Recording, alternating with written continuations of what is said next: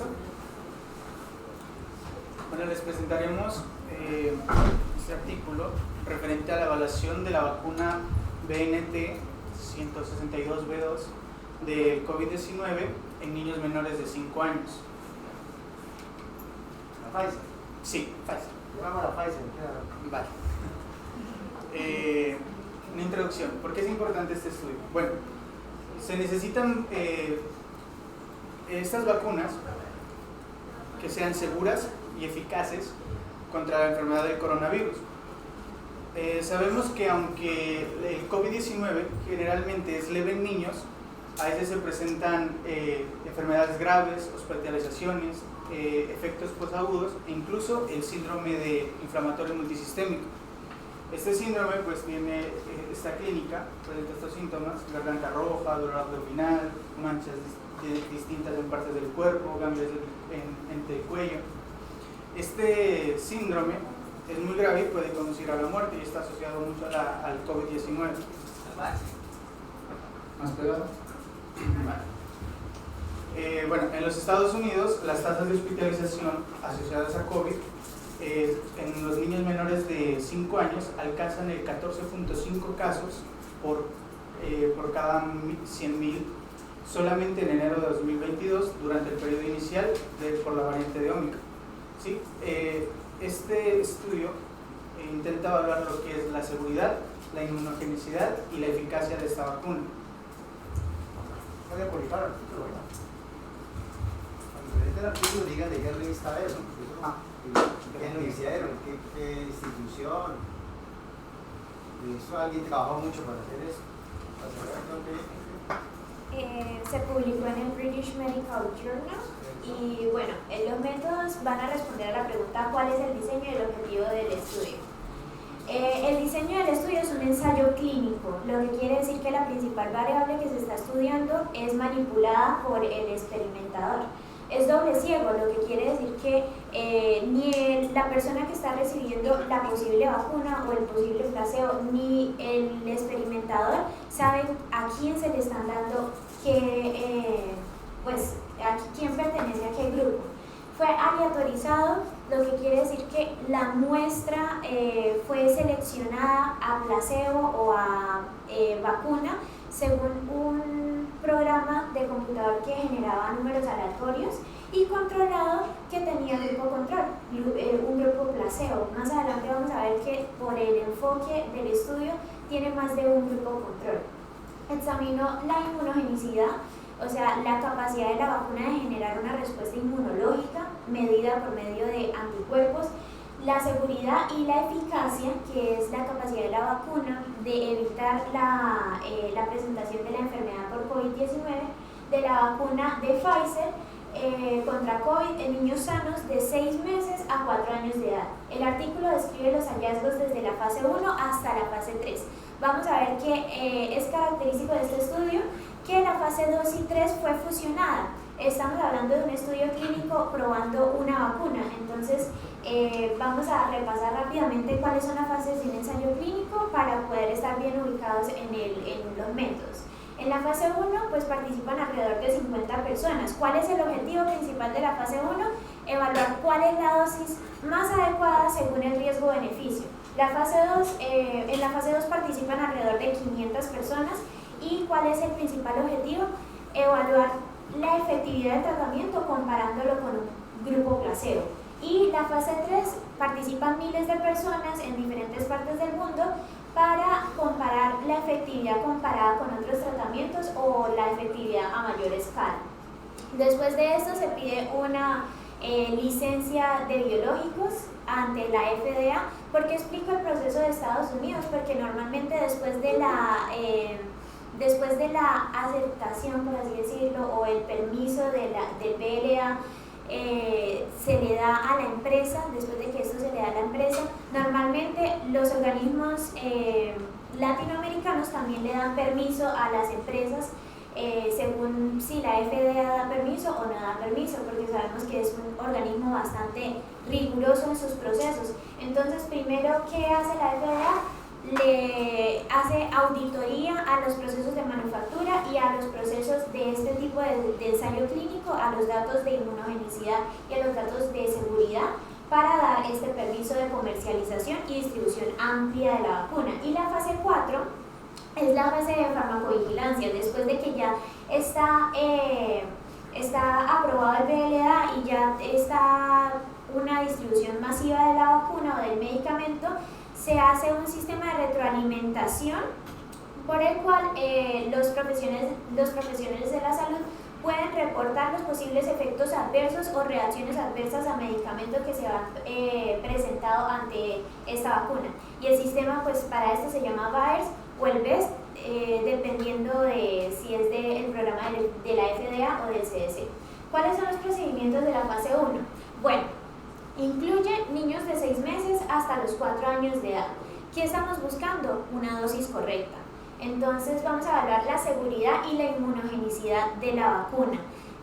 Las primeras 2 dosis se dieron en esta fase, en la fase 1, y se separaron en un intervalo de 21 días. Un intervalo de 2 días. De 21 días, perdón. ¿Señor? Ahí dice intervalo, yo no lo tiene. Intervalo. Entonces, la dosis que se utilizó para los niños mayores de 2 años hasta los 4 años fue de 10 microgramos y la dosis que se utilizó para los niños de 6 meses a 2 años de edad fue de 3 microgramos. La dosis que se utilizó para los adultos era de 30 microgramos para tener una referencia. Las mismas dosis fueron utilizadas en la fase 2. Bueno, en la fase 2 a 3 se hizo también una selección randomizada de vacuna placebo. Bueno, esa es la misma selección randomizada de la fase 1, ¿no? Y luego se empezó la aplicación de la tercera dosis. En enero del 2022, la información se recolecta tanto de seguridad como de inmunogenicidad y efectividad hasta junio del 2022. Se hace un análisis estadístico y este manuscrito, o bueno, este artículo se publica el 16 de febrero del 2023.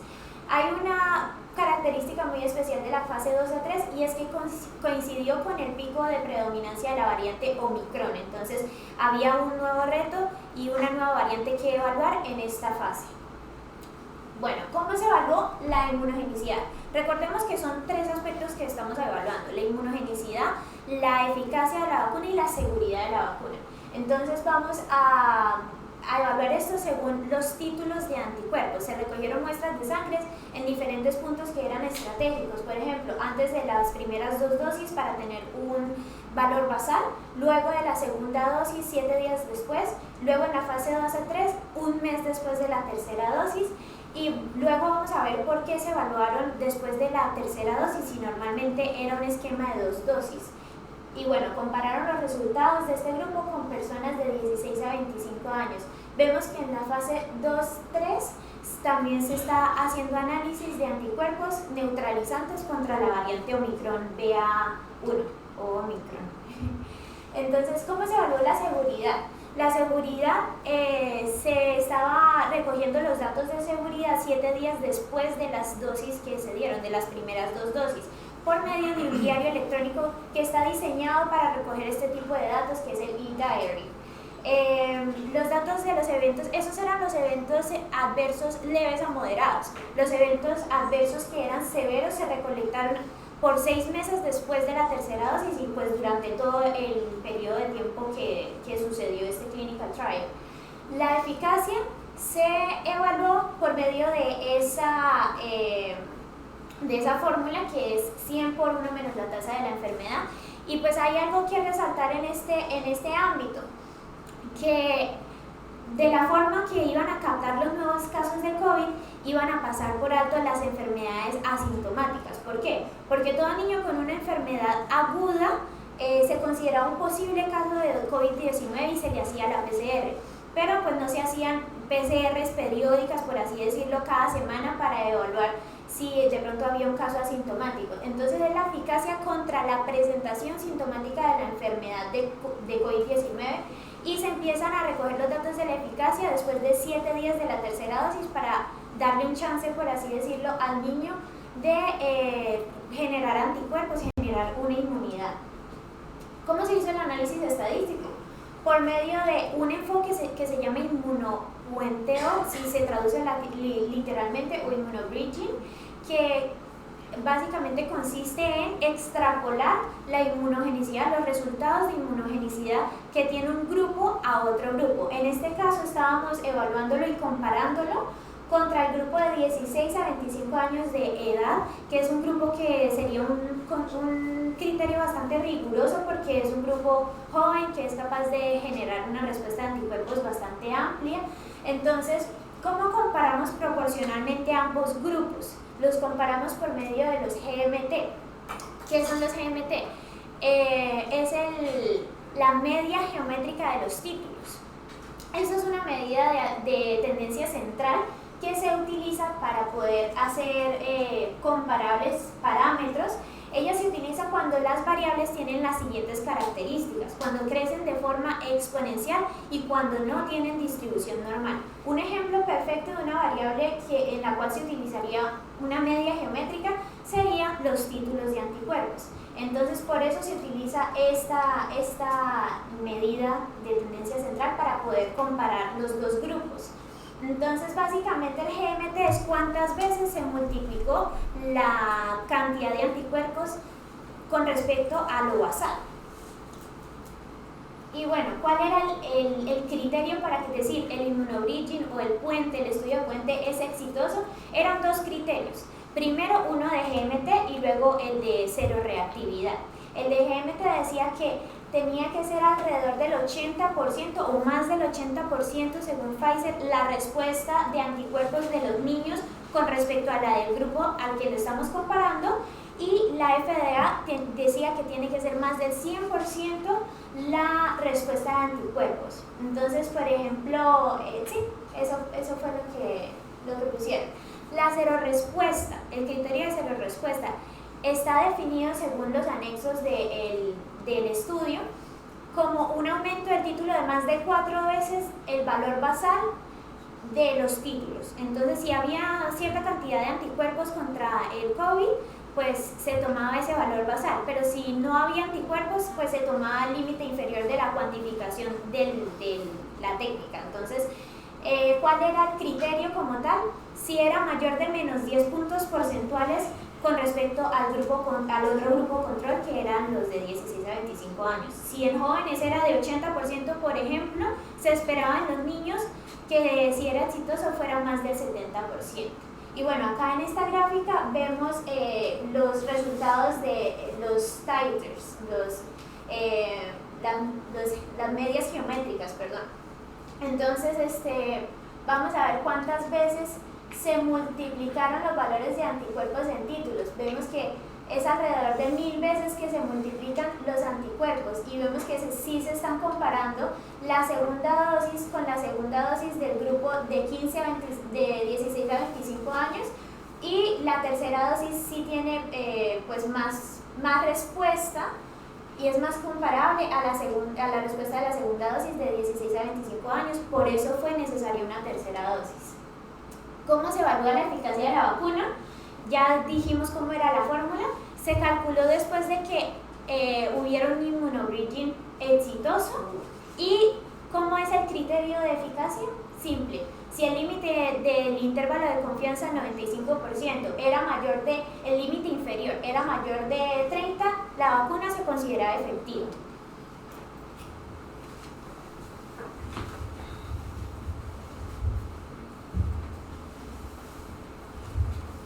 Bueno, los resultados en la fase 1. ¿Cuál fue la dosis más efectiva y cuál es la...? Perdón. Bueno, entonces para ello se evaluaron dos grupos, en los cuales se subdividieron. En el A tenemos presente a niños de 6 meses y a menos de 2 años, en el cual, y en el B, a 48 niños de 2 años a 4 años. Ellos recibieron dosis de la Pfizer desde el 5 de abril del 2021.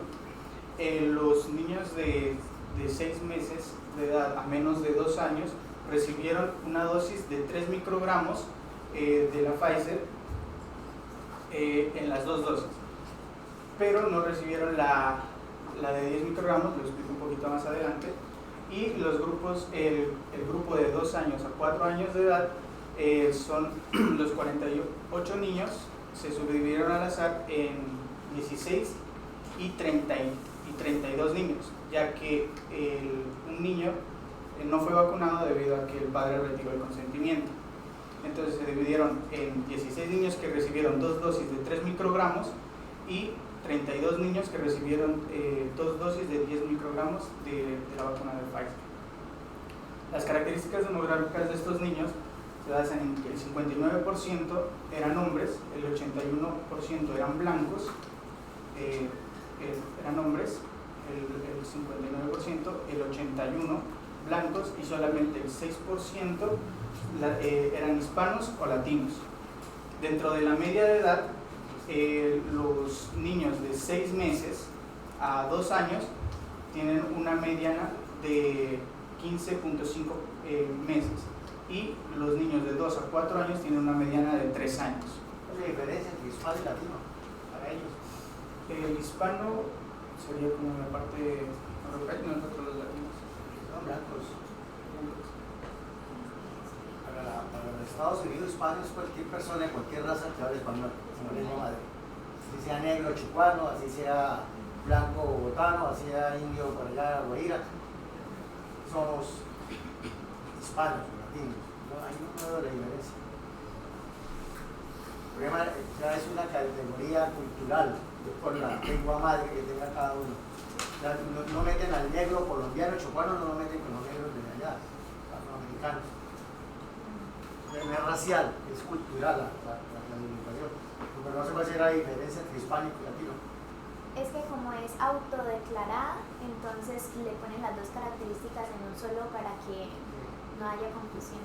El latinoamericano, por ejemplo, de la Guayana francesa no se meten ahí, ellos se los tiran de europeos. Y de la Guayana, de Surinam tampoco. Y los del Caribe. Bueno, en la búsqueda de la dosis efectiva, evaluamos los efectos adversos, la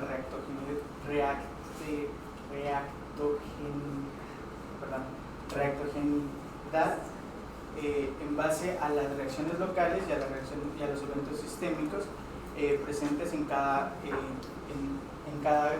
dosis en base al porcentaje de los participantes. Vemos que pues las reacciones en cuanto a lo local y a lo sistémico, todo se encuentra muy leve, ¿sí? Y moderado solamente en reacciones sistémicas como son la irritabilidad, la disminución del apetito y la fiebre. Pero vemos que tiene un índice de que a mayor dosis, a la segunda dosis, tercera dosis, va bajando estos efectos adversos. Por el contrario, que en niños en el grupo B, en niños de los 2 a 4 años, se observaron frecuencias muy altas y de mayor severidad referente a las dosis de 10 microgramos de Pfizer con referente a la de 3 microgramos, en las cuales vemos las reacciones adversas tanto local como las sistémicas. Vemos que en la parte de 10 microgramos las reacciones adversas son mucho más complicadas, sobre todo en la fiebre, la cual se reportó aproximadamente un 19% en ambos casos, en ambas dosis. Aquí les explico pues, el perfil de reactogenicidad del nivel de 10 microgramos en niños.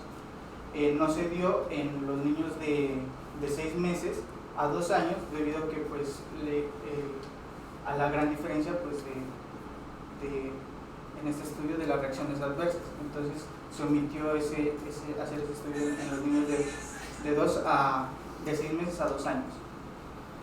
En cuanto a la inmunogenicidad posterior a las vacunas, luego de las 2 dosis para la cepa, las dosis fueron muy similares en cuanto a los niveles del suero del GMT. En cuanto a las dosis, entonces se seleccionó un nivel de 3 microgramos para niños de 2 a 4 años de edad y de 6 meses a 4 años de edad. Bueno, seguimos con los resultados de la fase 2 y 3. ¿Cuál es la pregunta que responde esta sección? ¿Cuál fue la eficacia de la vacuna para prevenir la enfermedad sintomática por COVID-19 y qué reacciones adversas se presentaron?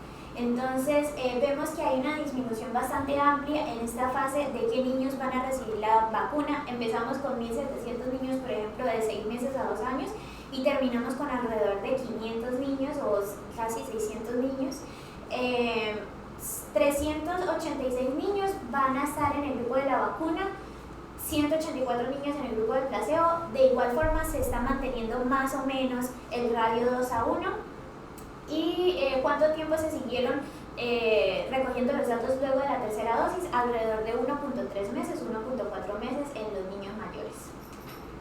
Bueno, ¿cuáles son las características de los participantes en la segunda fase? La gran mayoría eran participantes blancos, eran el 80% de la etnicidad en esta fase.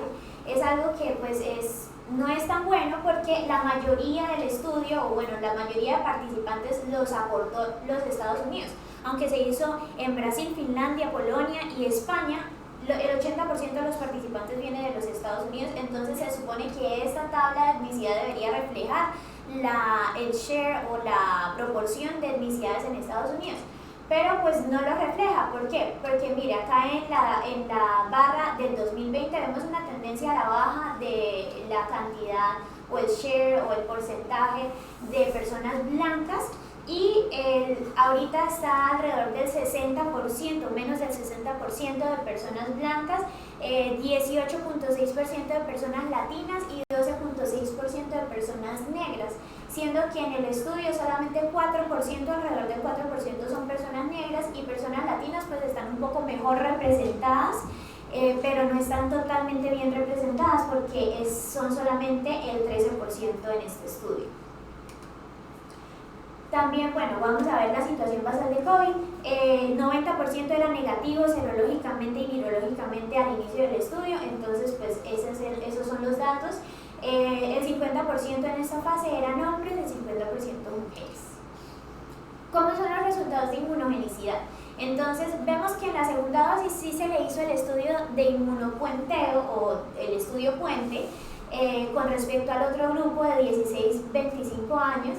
Fue parcialmente exitoso, pero bueno, realmente falló el inmunopuenteo. ¿Por qué? Porque la seroreactividad sí fue positiva, o sea, sí hubo respuesta, pero para la GMT no cumplió los criterios, por eso se necesitó una tercera dosis. Después de la tercera dosis, el inmunopuenteo sí fue exitoso en los dos criterios, porque la GMT dio 1.19 en el grupo de los más pequeños y 1.30, es decir, 1.30 veces la inmunogenicidad del otro grupo. Esa era la razón, por así decirlo, la proporción de medidas geométricas. Entonces vemos que los dos criterios cumplen, la inmunogenicidad sale efectiva. ¿Cuál es el resultado o la conclusión? Es que el esquema de vacunación de 3 dosis para niños de menos de 5 años fue efectivo para obtener una respuesta inmunológica satisfactoria. Los resultados en seguridad, bueno, los dividimos en dos, las reacciones sistémicas y las reacciones locales. Fueron más que todo reacciones leves a moderadas, las severas solo eran menores de 1.1% en el caso de las reacciones sistémicas y en el caso de las reacciones locales solo menos de 0.3%.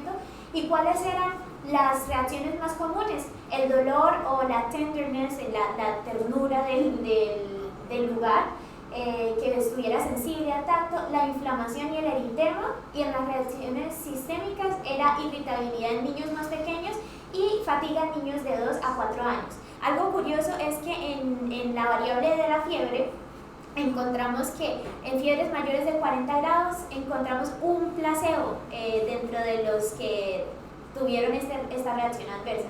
Entonces, ¿cuál es la conclusión de la seguridad de esta segunda y tercera fase?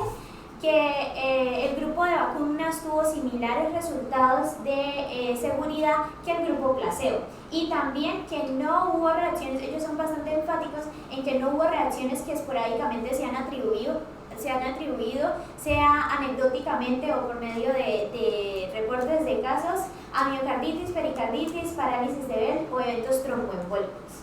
Entonces, en estos 4.000 niños no hubo estos efectos de seguridad. Los resultados en eficacia.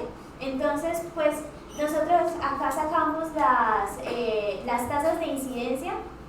Básicamente, el estudio las saca por medio de 1.000 año persona, pero pues para más simplificación, para más practicidad, sacamos acá la tasa de incidencia sin tener en cuenta los meses que se tuvo en cuenta la supervisión de la eficacia. Entonces, en los niños que estaban vacunados, la incidencia rondó entre 1.04 y 1.5 casos de COVID. En cambio, 1.5% de casos de COVID. En cambio, en el grupo de placebo rondó entre 4.35 hasta 4.64. Entonces, vemos que la eficacia de la vacuna, según la fórmula, y bueno, estuvo en un intervalo de confianza del 95%, en el 73.2%, el límite inferior fue de 43.8%, el límite superior de 87.6%. ¿Y se acuerdan cuál era el criterio para decir que es eficaz? Que el límite inferior fuera mayor a 30, ¿no?, del intervalo de confianza. Entonces se concluye que contra la cepa ancestral la vacuna desarrollada fue eficaz. Mientras tanto, no se puede concluir, aunque hay un 71.1% de efectividad, no se puede concluir que contra Omicron sea eficaz porque no cumple el criterio, ya que el límite inferior del intervalo de confianza está por debajo de 30. Sí, señor. Ya estamos en el último punto. En cuanto a la discusión, resuelve la pregunta de cuál es la eficacia de la vacuna para prevenir la enfermedad de COVID-19, las reacciones adversas y las limitaciones de esta. Para tener en cuenta, pues, la vacuna de Pfizer, las 2 dosis que se dan de 3 microgramos en una administración con 21 días de diferencia seguidas de la tercera dosis, administrada a menos de 8 semanas después, se dice que son eficaces, seguras e inmunogénicas en niños de 6 meses a 4 años de edad, tomando como una eficiencia general observada de la vacuna del COVID contra el COVID-19, sintomáticas en niños de 6 meses a 4 años de edad fue del 73.2%, con un intervalo de confianza del 95% a partir de los 7 días posteriores a las 3 dosis. Para lograr esta alta eficacia contra el COVID-19 sintomático y grave, hay la necesidad de dar más dosis adicionales aparte de las 2 iniciales utilizadas. Bajo el perfil de seguridad observado en este estudio, no se sugirió ninguna preocupación para la vacuna Pfizer administrada en las 3 dosis de los 3 microgramos en niños de 6 meses a 4 años de edad, aunque se sugiere la tercera dosis por encima de los 5 años. No se informaron muertes, hubo pocos eventos adversos los cuales llevaron a la suspensión del tratamiento, no se observaron casos de miocarditis o pericarditis, no hubo síndrome sistémico inflamatorio ni anafilaxia relacionada a la vacuna a corto plazo. La vigilancia de este estudio sigue continua, aproximadamente 2 años más. Hay que tener en cuenta que la protección contra el COVID-19 grave en los niños pequeños es primordial debido a la imprevisibilidad de las nuevas variantes de este virus. Las limitaciones. Ok, bueno, ya para terminar, el apartado de limitaciones nos responde la pregunta de qué variables no se estudiaron que pudieron afectar los resultados o la representatividad de la muestra. Entonces, el estudio no fue diseñado para evaluar la eficacia de la vacuna contra variantes específicas, o sea, contra Omicron. Ahí como se hacen un lavado de manos contra la eficacia de Omicron. La población del ensayo era, como habíamos dicho, predominantemente blanca. El ensayo no fue diseñado para detectar efectos secundarios raros porque, pues como lo vemos, la población no era demasiado grande. Se necesita que pase a la fase 4, farmacovigilancia, para detectar este tipo de efectos adversos raros. Y otra de las limitaciones muy importantes, la última que voy a mencionar, es que la administración simultánea de la vacuna Pfizer contra COVID muchas veces rutinariamente y esto es una práctica que está avalada y alentada por la Academia Americana de Pediatría y el CDC, es que se dan las vacunas de COVID junto a otras vacunas o en un espacio de tiempo muy corto. Entonces no se hizo un estudio de qué tanto podría afectar la efectividad o la seguridad de las vacunas esta práctica. Listo, muchas gracias. Bueno, en cuanto a la conclusión, pues es breve. Una serie primaria de 3 dosis de 3 microgramos de la vacuna Pfizer es segura, inmunogénica y eficaz en niños de 6 meses a 4 años de edad. Gracias. Gracias. Aquí está la bibliografía. No fue British Medical Journal. ¿No? De New England. Teníamos dos. New New England. England Journal of Medicine. Fíjese la dificultad de hacer estudios con niños. No es fácil conseguirlos. Tiene que pedirle permiso a los papás y eso de estar sangrando niños no les gusta a los papás. Pero hay que hacerlos. Hay riesgos de que se pueda morir alguien, ¿no? Que haya una reacción grave un niño y se muera, ¿okay? Una secuela. Todo daños neurológicos, daños cardíacos. Afortunadamente no pasó nada de eso. Pero sí sirvió para demostrarnos las 3 cosas que dicen ahí. Es inmunogénica, es segura y eficaz. La idea es que tenemos que implementar eso en nuestros programas de vacunación. Creo que el Ministerio de Salud y la Protección Social de Colombia todavía no la tiene con esa indicación. Esto acaba de salir, ¿no? La semana pasada. Entonces esperemos que en los próximos meses ya la metan en el PAI, el Programa Ampliado de Inmunización Colombiano. Vamos a ver si nos dejan vacunar, ¿no? Ese problema de los antivacunas que es tan terrible. Falta por hacer el estudio para demostrar que este sí disminuye el riesgo de enfermedad grave. Eso está pendiente. Pero bueno, van a hacer más vigilancia y más seguimiento y de pronto en el camino eso se puede responder. O en la medida en que empiecen a vacunar de forma masiva, se pueden hacer estudios, aunque no sean controlados, por lo menos estudios de cohorte prospectivos donde se puede mirar si realmente esto previno o no la enfermedad grave. Recuerden que la gente dice que los niños no matan a nadie, y mentiras, matan niños también. Entonces es un hallazgo novedosísimo y esto pues va a generar de aquí en adelante cambios en el manejo de las vacunas contra el SARS-CoV-2. Entonces esperemos pues que ustedes ya estén preparados cuando les pregunten que se hizo en los niños que ya saben que sí, hay evidencia que sí sirve. Probablemente con el Omicron pues, el intervalo de confianza en el límite inferior no dio, pero vamos a ver el camino que va a pasar. Que usted sabe que eso está mutando, tenemos una Omicron, una de sus subvariantes y probablemente se nos vienen para los adultos, se van a venir las vacunas híbrido. O sea, que van a tener un componente de la vacuna inicial, que nos pusieron a todos, con un componente específico contra Omicron. Entonces ahorita están negociándolas porque son más costosas, ya no tenemos el precio de pandemia, sino van a tener el precio comercial estándar de cualquier vacuna. Entonces el gobierno está viendo a ver si focaliza eso, o a quién se la van a poner, o la van a pagar, o la va a comprar a alguien, no sabemos todavía. Pero ya lo están, en algunos países ya la están aplicando, creo que ya Israel comenzó y Estados Unidos pues ya va a empezar a aplicarla. Entonces vamos a tener vacunas híbridas a partir de este año. Pues seguramente todos los vamos a vacunar, por lo menos los grupos de riesgo, ¿no? Y en los niños pues esta vacuna de Pfizer pues es la básica y se va a tratar de implementar en el mundo, ¿no? Esto no ha terminado, ¿no? La gente cree que la COVID se acabó, estamos en pandemia, esto no ha terminado. Faltan ver más cosas, ¿no? Entonces no bajen la guardia. Muchas gracias.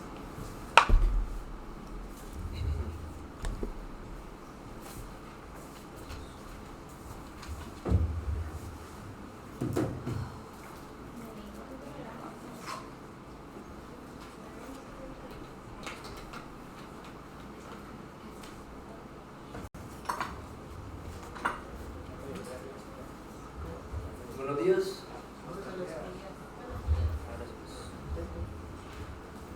Junto a mi compañero Rafael Camargo y quien nos habla Oscar Castaño, les vamos a hablar sobre, nos correspondió exponerles el tratamiento, estrategias de tratamiento para tuberculosis susceptible a rifampicina.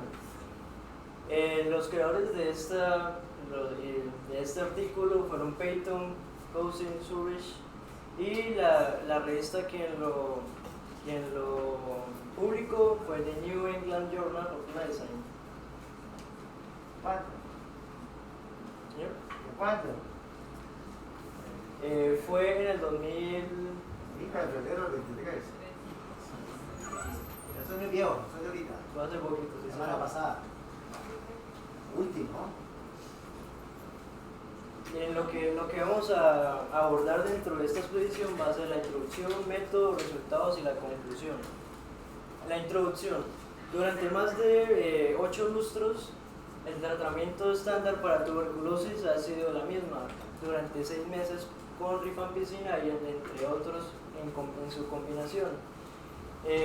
Según los ensayos clínicos, la efectividad de estos tratamientos es del 95%, pero si lo observamos en la vida cotidiana, en la vida real, la efectividad es de menor al 95%. ¿Por qué? Porque hay poca adherencia a largo plazo, porque puede generar efectos secundarios, o algunas personas se cansan del tratamiento porque es muy largo, son 6 meses. Entonces, ninguna persona casi muy pocas personas aguantan. Y también los recursos. Muy pocas personas. ¿Tienes ese dato? ¿Cuál es el dato suyo? Ah, no. Se está especulando. Sí, No es muy pocas, pero la mayoría lo hace. No estaríamos muertos de tuberculosis todos. Bueno, muy pocas personas no aguantan, disculpe. Entonces, lo que resulta de eso es el fracaso terapéutico y la resistencia a los medicamentos por el bacilo de la tuberculosis. Lo que se ha notado es que los participantes con este régimen de 6 meses y con este tratamiento de rifampicina estándar, el 85% se cura o se le van los síntomas entre el mes 3 y el 4. Lo que podemos inferir de esto es que el régimen de 6 meses es excesivo para la mayoría de personas, solamente se hace por 6 meses para cubrir la recaída de la minoría. Pero entonces, en este artículo se planteó la eficacia de un tratamiento que no durara 6 meses, sino 8 semanas o 2 meses. El tratamiento fue, entre estos se hizo un tratamiento estándar, varios de 8 meses, se hizo un seguimiento después del tratamiento, se hizo un retratamiento si el paciente tenía una recaída. Bueno, los métodos. Vamos a abordar el diseño, la supervisión del ensayo, población del ensayo, aleatorización y estrategia del tratamiento, evaluación y sus resultados. En métodos. El ensayo fue diseñado por investigadores y coordinado por la Universidad Nacional de Singapur. El ensayo fue aprobado por los comités de ética nacionales, locales y las agencias reguladoras. Se evaluó gracias al Truncate, que es el ensayo del régimen de 2 meses, usando el tratamiento novedoso para tuberculosis sin resistencia a las drogas. Este ensayo fue abierto, de no inferioridad. ¿Qué queremos decir con que es de no inferioridad? Lo que se busca es mirar si los nuevos tratamientos novedosos son tan efectivos como el tratamiento estándar. Fue continuo en fase 2-3, como ya lo habían dicho. La fase va desde una población mayor a 100 hasta 300, y la fase 3 de 300 en adelante, hasta 1000. Fue prospectivo. ¿Qué quiere decir con prospectivo? Que de una vez que la población fue seleccionada, se le hizo un seguimiento activo a tiempo real. Lo que esto significa es que vamos a tener unos resultados más concretos, más concisos. Fue multicéntrico. ¿Qué quiere decir concéntrico? Que fue realizado en múltiples centros de investigación. Fue internacional en Indonesia, Filipinas, Uganda, India, Tailandia. Fue multigrupo, ya vamos a hablar por qué fue multigrupo. Fue multietápico, fue aleatorizado.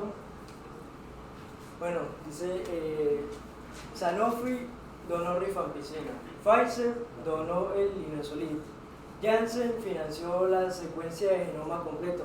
¿Qué quiere decir esto? Pues nos podría decir, ¿tuvo un conflicto de interés? No lo tuvo, porque ninguno de estos desempeñó un papel en el diseño o la realización del ensayo, porque un comité directivo e independiente del ensayo proporcionó supervisión, otro comité independiente lo monitoreó. Entonces esto nos ayuda a saber que no fue manipulado o tuvo un conflicto de interés. La población del ensayo. Las personas incluidas dentro del ensayo debían tener entre 18 y 65 años de edad. Debían tener síntomas de tuberculosis o por lo menos evidencias radiográficas. También agregado a esto debe tener una prueba de expert MT-rifampicina. Esto quiere decir que mediante pruebas moleculares se encontraba al bacilo de la tuberculosis que debía ser no resistente a la rifampicina. La población que no fue agregada no podía ser agregada porque ya había tomado tratamientos de antituberculosis antes, había presentado, tenía, según la prueba de GeneXpert, el bacilo de tuberculosis había tenido resistencia a la rifampicina, tenía diabetes mal controlada, hepatitis B o C, miocardiopatías o cardiopatías, puede ser insuficiencia cardíaca, arritmias, tenía POC con MMRC mayor a 3, tendinopatías, abuso de drogas, alcohol, mujer lactante o embarazo. Se debe tener en cuenta que inicialmente algunos pacientes con esputo de grado 3 y prueba positiva a VIH no fueron elegibles, pero ya después estos criterios de exclusión fueron eliminados. Aleatorización y estrategia de tratamiento. Luego de aleatorizar a la población se realizó el riesgo de recaída. El riesgo de recaída tenía 3 componentes. El cribado de esputo que se hace de grado 0 a grado 3. El grado 0 es no se detectan células ni microorganismos.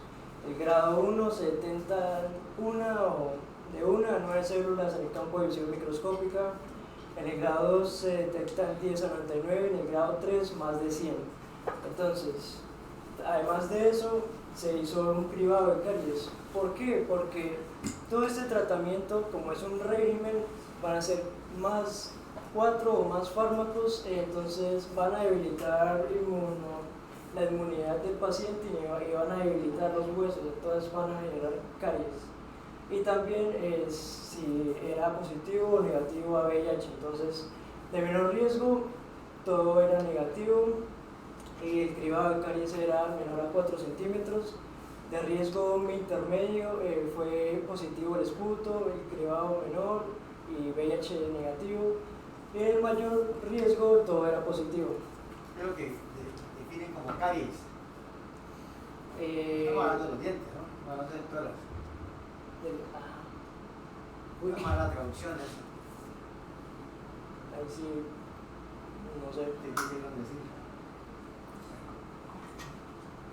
Entonces los pacientes fueron asignados y firmaron el consentimiento de que se iban a tratar con el tratamiento estándar o uno de los novedosos. El tratamiento iba a ser prolongado, persistente, iban a ser monitoreados constantemente y iban a tener recaída. Si tenían recaída, van a tener retratamientos. Entonces, estos fueron el tratamiento estándar. Comprendía rifampicina, isoniazida, piracinamida, etambutol. Como pueden ver, fue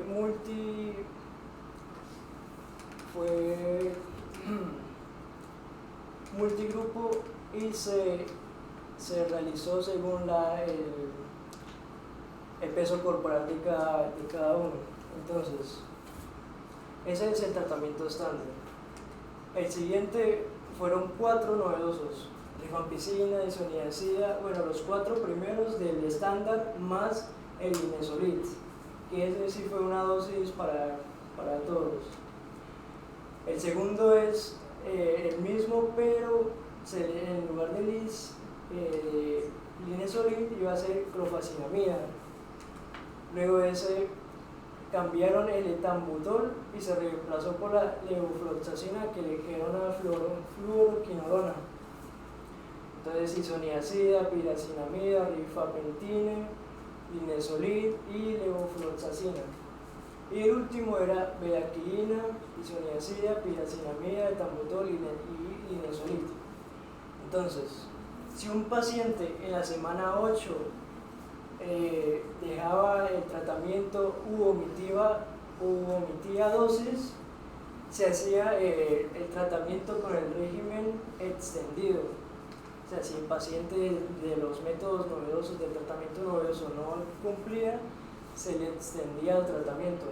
Y si en la semana 12 tampoco lo cumplía el régimen del tratamiento o habían efectos adversos, el tratamiento se extendía hasta las 24 semanas.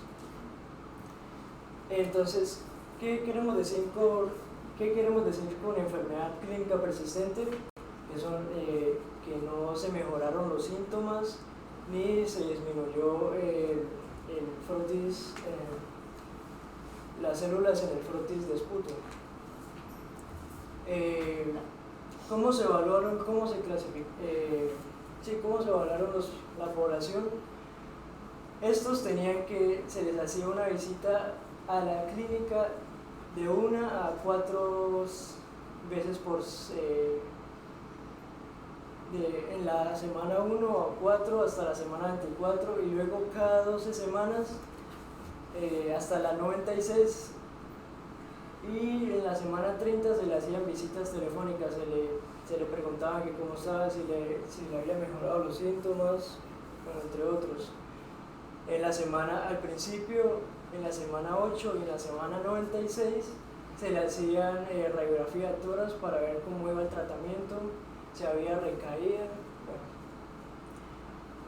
La discapacidad respiratoria se evaluaba al principio y al final, en la semana 96 o en la semana 8 con la MMRC y con la FEP1.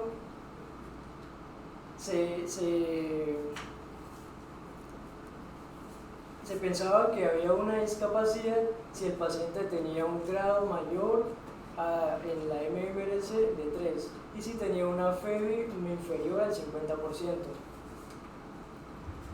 En los resultados primarios se vería la clasificación de los siguientes criterios: la necesidad de un tratamiento de la tuberculosis en la semana 96, la actividad continua de la enfermedad en la semana 96 o al final de la 8 y la muerte antes de la 96.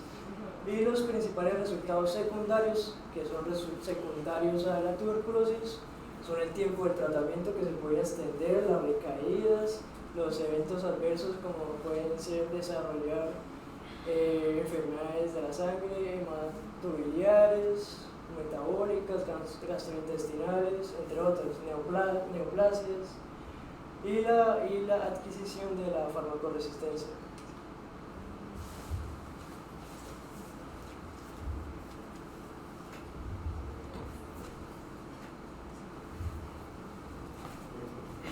Ok, entonces para continuar con los resultados, vamos con que en los resultados sobre los participantes, el resultado principal, de la eficacia principal y los resultados secundarios se centraban en los participantes. Entonces, para iniciar con los resultados de los participantes, tenemos que entender que el estudio inició desde el 21 de marzo del 2018 hasta el 20 de enero del 2020. Aquí se involucraron alrededor de 1.200 personas, en el cual solo se incluyeron en la investigación 675 personas. Las otras 504 personas se excluyeron debido a que tenían la prueba de ácido nucleico, de ampliación de ácido nucleico negativa, o tenían sus propias razones para no asistir. Dentro del mismo estudio se descartó al inicio una persona con un error en la aleatorización y 4 personas desistieron antes del primer análisis. En cuanto a la gráfica, se puede observar que se dividió en 5 grupos, como había dicho mi compañero. El primer grupo era el tratamiento inicial y 5 grupos eran estratégicos para ver cómo se desenvolvía el tratamiento alrededor de las 96 semanas. Los grupos de mayor interés eran el primer grupo estratégico de los 4, que era rifampicina linezolid, y el grupo de bedaquilina linezolid. Al finalizar la investigación se contó con un total de 90,9 personas en el estudio, debido a que durante todo el proceso de análisis y protocolario se identificaban personas que morían o desertaban de la investigación o retiraban su consentimiento. En la gran mayoría del estudio, las características principales de la población fueron para igual en todos los grupos de ensayo. Realmente en cuanto a las tablas se puede observar que no existía un porcentaje en el cual se observara una preferencia poblacional o una preferencia en cuanto a las características para el estudio. Intentaba que todos fuesen equilibrados y que hubiesen porcentajes en los que se pudiese encontrar una división o una diferencia que pudiese causar una alteración en la investigación. En cuanto a los resultados de los participantes, lo más importante del estudio fue observar la cantidad total de los participantes, así también como observar el número total de participantes que finalizaron el tratamiento con éxito. Se logró acordar que el tratamiento principal, el tratamiento estándar, se cumplió hasta un 98,3% de los participantes. El 2,7% de los participantes no pudo finalizar el tratamiento y tuvo que iniciar un nuevo tratamiento. En cuanto a los 4 grupos estratégicos, solo el 91,5% de los participantes logró terminar el tratamiento con el que inició. El 6,5% de los participantes tuvo que pasar al tratamiento inicial y el resto de los participantes inició un tratamiento nuevo totalmente diferente. En cuanto a la cantidad de personas, se supo que de las 96 semanas, el grupo de tratamiento inicial cumplía los 180 días para finalizar el tratamiento. El grupo de la rifampicina linezolid cumplía con 106 días para finalizar el tratamiento, y en cuanto al grupo de la bedaquilina linezolid, solo tenía que cumplir 86 días para finalizar el tratamiento. Y en cuanto a los resultados de eficacia principal, se observó que el análisis de la sensibilidad que se presentaba en el estudio era realmente equitativo para todos los grupos de ensayo. Se demostró también que la relación entre el tratamiento estándar y el tratamiento de bedaquilina linezolid era el tratamiento que no tenía criterios de inferioridad. Los otros tratamientos demostraron un criterio de inferioridad presente en el estudio, así que se inclinó más que todo a realizar una relación entre el tratamiento con bedaquilina y linezolid, que demostraba que realmente los intervalos de confianza indicaban todo el estudio un avance significativo hacia el tratamiento estándar, más sin embargo no se alejaba de la línea del intervalo de confianza. Aquí se hace la comparativa entre los dos tratamientos que no tienen el criterio de inferioridad.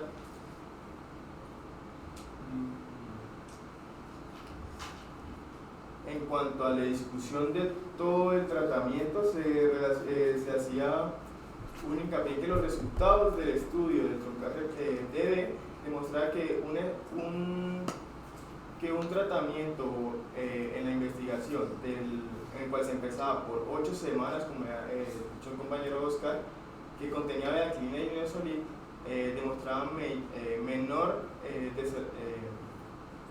desertaba menor cantidad de personas al tratamiento y tenía mayor adherencia, además de que aumentaba la motivación de los pacientes para finalizar el tratamiento a medida que empezaban, además de tenían mayor motivación para terminar el tratamiento, y había menor pérdida de pacientes en cuanto a la adherencia del tratamiento, lo que disminuía significativamente la eficacia en cuanto a la desertación por la terapia farmacológica. También se demostró en el tratamiento que los pacientes que estaban dentro de los grupos de estrategia se sentían mucho más a gusto y recomendaban mucho más a personas que también pudiesen padecer de tuberculosis a incluirse en el tratamiento, por lo que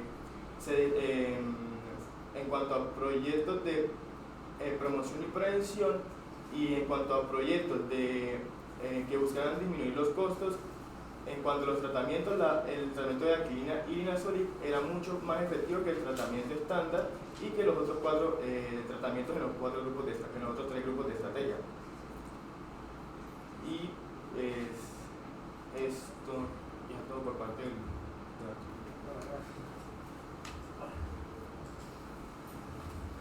Entonces, esto va a significar el cambio de un paradigma, ¿no?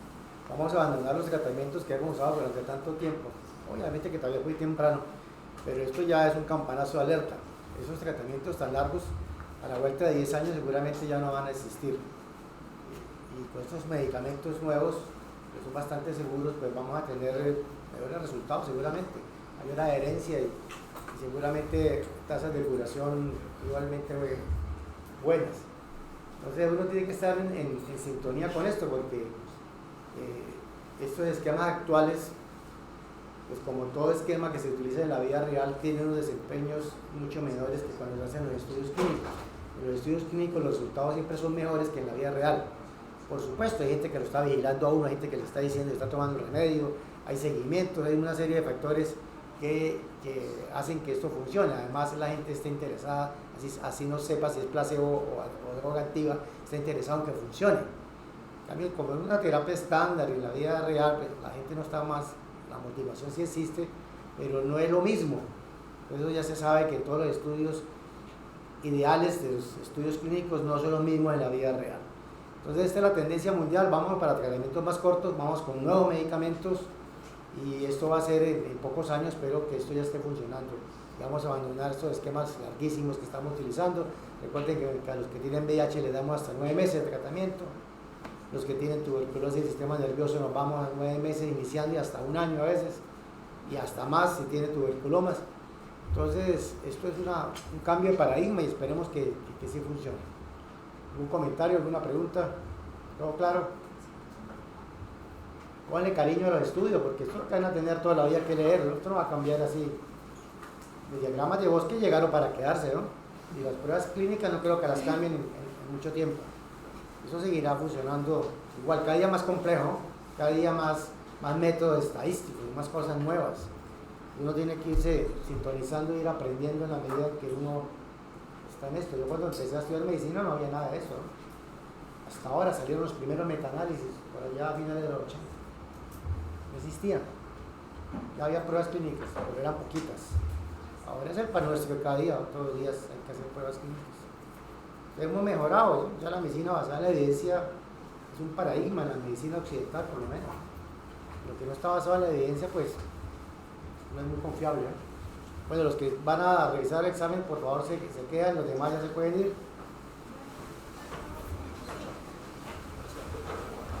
No, 36 personas. Los que están en el segundo piso, que suban. ¿Firmaste? Los que votan conmigo, nos vemos ahora. ¿La desconectó ya?